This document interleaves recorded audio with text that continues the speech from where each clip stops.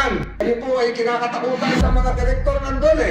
Sa ating aksyon o hindi pag-aksyon, nakasalalay ho ang buhay ng mga ordinaryong Pilipino. Kaya po ako maingay at parang laging galit sa social media is precisely in recognition of that. Hindi po pwedeng hindi ako pumunta rito dahil inimbitahan natin ang isang matibay na haligi ng mga manggagawang Pilipino, ang matagal na leader manggagawa na nagsusulong ng karapatan at kapakanan ng mga manggagawa. Congressman, kayo po ay kinakatakutan ng mga empleyado ng DOLE at ng mga direktor ng DOLE. Tinatawagan ko ang ating panauhing pantagan, the Honorable Manggagawa Party List, Eli San Fernando. Pambihira po ang pagkakataong ito, Secretary. Dahil makalipas ang ilang taon, sa wakas, nagkaroon na po ng oportunidad ang mga manggagawa na makatayo sa inyong entablado at mailahad sa harap ng DOLE mismo ang mga issue at problemang kinaharap ng ating mga manggagawa. Nandito po tayo ngayong araw dahil tayo ay nanumpa, maglilingkod sa mga manggagawa at poproteksyonan ang kanilang interes at dignidad. Napakalaking karangalan maglaan ng serbisyo sa ating mga manggagawa. DOLE has one of the most crucial responsibilities to fulfill. Sa ating aksyon o hindi pag-aksyon, nakasalalay ho ang buhay ng mga ordinaryong Pilipino. Kapag hindi ho natin naprotektahan ang isang manggagawang iligal na tinanggal sa trabaho,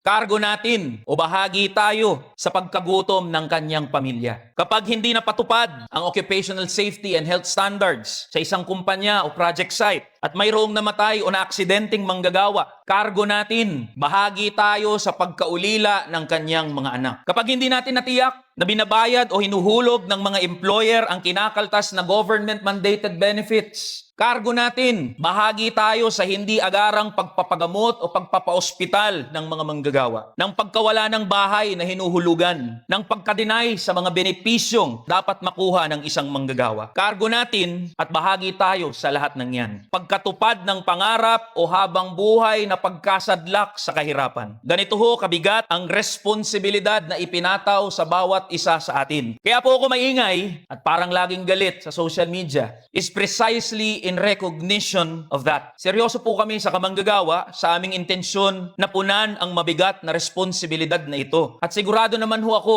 na seryoso rin ho kayo sa parehong layunin. The task ahead of us, therefore, is figuring out how to work together. Mula po sa mga nailahad na problema sa ating pong butihing kalihim, sa ating mga kasama sa Department of Labor and Employment, ay inaabot po namin ang aming kamay mula sa kamanggagawa tungo sa inyo dito sa ehekutibo. Samahan niyo po kami sa aming laban. Ang lagi pong sinasabing tripartismo ay gawin nating makabuluhan. Mariin nating pabulaanan ang mga akusasyon na nabili ang ating mga kawani sa pamamagitan ng pagiging patas na tagapagpadaloy ng kolaborasyon at pagbibigay ng resolusyon sa mga issue. Kami po ay handang maging pinakamasugid na kaagapay at katuwang ninyo. Ngunit hindi po ito nangangahulugan na hindi kami mangingiming maging pangunahing kritiko ng DOLE kung kinakailangan. Sa mga kawani ng DOLE, mga boss, bilang kayo'y mga manggagawa at ordinaryong Pilipino rin, alam ko po na lubos niyong naunawaan ng aming mga ipinahayag. Kung kaya't hamon sa bawat isa sa atin na nandito ngayon ang pangatawanan ang ating sinumpaang tungkulin bilang mga lingkod bayan. Naway maging simula lamang po ito ng produktibo, tapat, makabuluhan at permanenteng dialogo. For our part in kamanggagawa, we can commit to a simple promise which we have not wavered from. Kung kayo po ay kakampi ng mga manggagawa, kayo rin po ay aming kakampi. Sa mahirap na panahon ngayon, lubos na kailangan ng ating pagtutulungan. Tara na, kamanggagawa.